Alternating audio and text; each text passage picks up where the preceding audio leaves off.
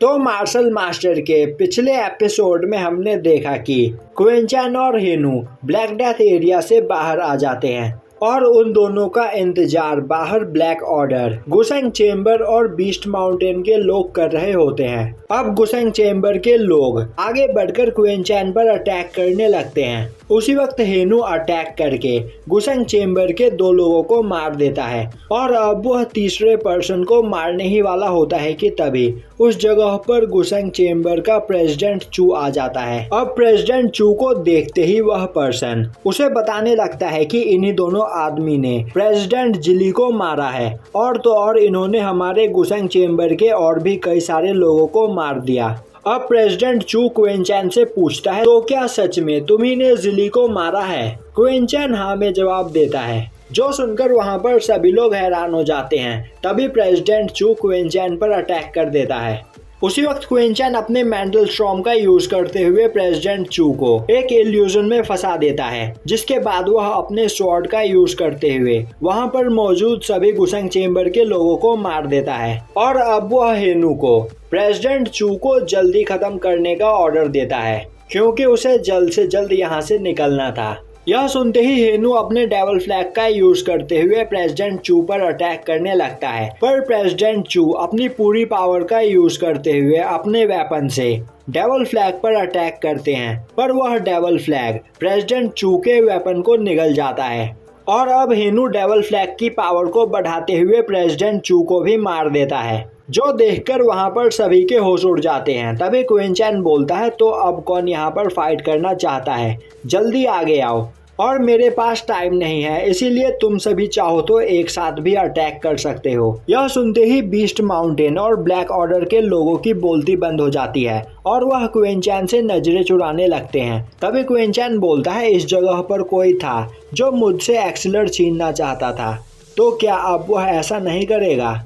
और अब वह ज़ैंगवांग के फादर की ओर देखता है। तभी ज़ैंगवांग का फादर हंसते हुए बोलता है, मास्टर मैं ऐसा कैसे कर सकता हूँ? आपने अंडरग्राउंड र्यून में हमारी काफी ज्यादा मदद की थी, इसीलिए मैं इस जगह पर खुद आपको स्पेशली थैंक्स करने के लिए आया था और कुछ भी नहीं।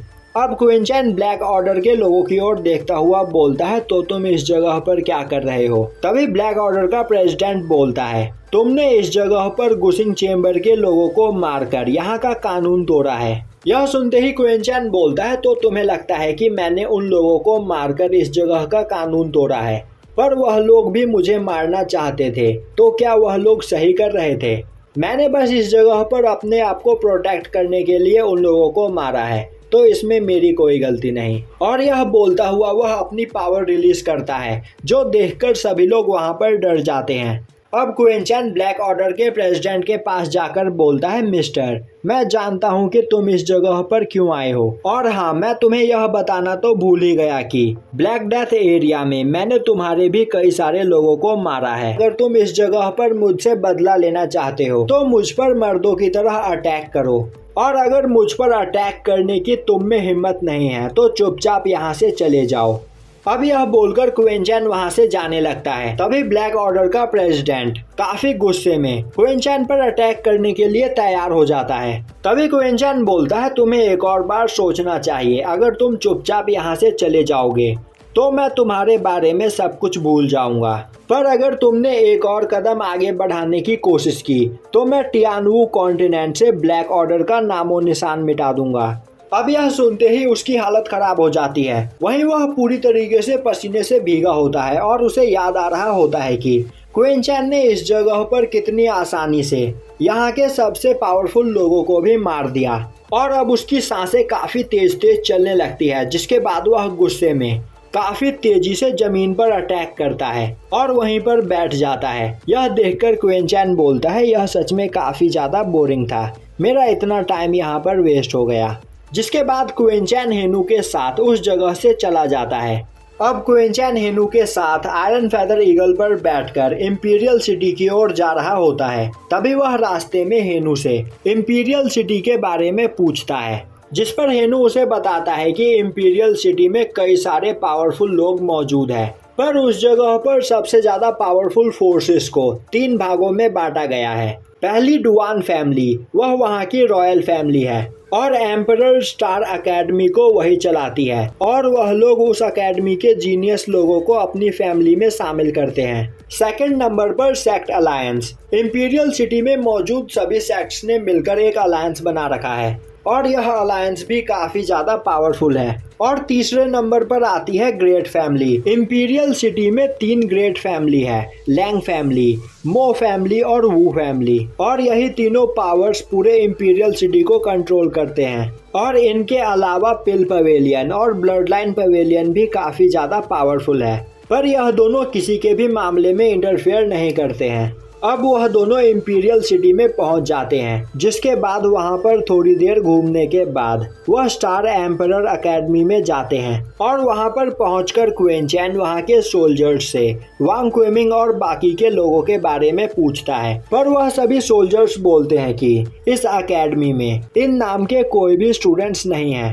तभी उस जगह पर 2 लोग आते हैं और क्वीन चैन से बोलते हैं कि तो क्या तुम 5 किंगडम के कमजोर लोगों की बात कर रहे हो? क्वीन चैन बोलता है तो क्या तुमने उन्हें देखा है? तभी एक लड़की बोलती है 5 किंगडम के कमजोर लोग जिनके अंदर कोई भी टैलेंट नहीं था, कुछ दिनों पहले इस एकेडमी को ज्वाइन करने के लिए आए थे, पर उन बेवकूफ़ों को नहीं पता था कि कमजोर लोग इस एकेडमी को ज्वाइन नहीं कर सकते हैं।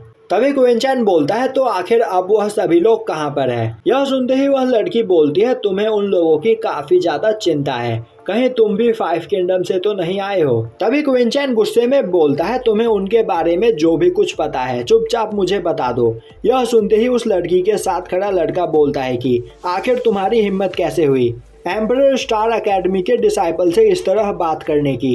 यह सुनते ही क्वीन चैन उन दोनों को अपने इल्यूजन केज में बंद कर देता है, जो देखकर वह दोनों काफी ज्यादा डर जाते हैं। तभी क्वीन चैन बोलता है मैं आखिरी बार पूछ रहा हूँ, मुझे बता दो वह लोग कहाँ पर है?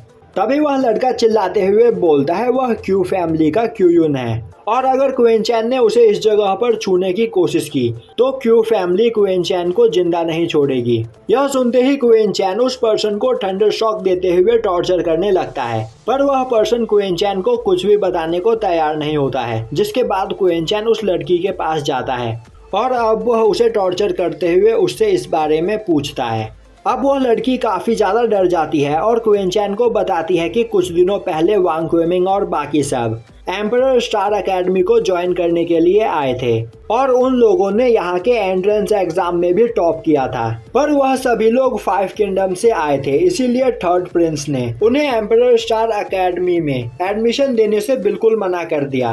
पर उन लोगों को ब्लड लाइन पवेलियन और पिल पवेलियन काफी ज्यादा सपोर्ट कर रहा था और उस जगह पर 5th प्रिंस ने भी उनका साथ दिया, इसीलिए उन लोगों को एकेडमी के क्राफ्ट स्टूडेंट के तौर पर रख लिया गया। और क्राफ्ट स्टूडेंट एक तरह से एकेडमी के अंदर नौकरों का काम करते हैं, उन्हें एकेडमी कोई भी प्रोटेक्शन नहीं देता है और ना ही रहने के लिए घर।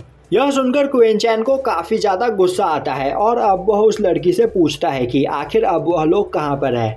वह लड़की क्वीन चैन को बताती है कि उन लोगों को वेस्टर्न एरिया के स्लम में रहने के लिए भेज दिया गया है और अब यह सुनते ही क्वीन चैन गुस्से में हेनू के साथ स्लम एरिया की ओर निकल पड़ता है और यहीं पर यह एपिसोड खत्म हो जाता है।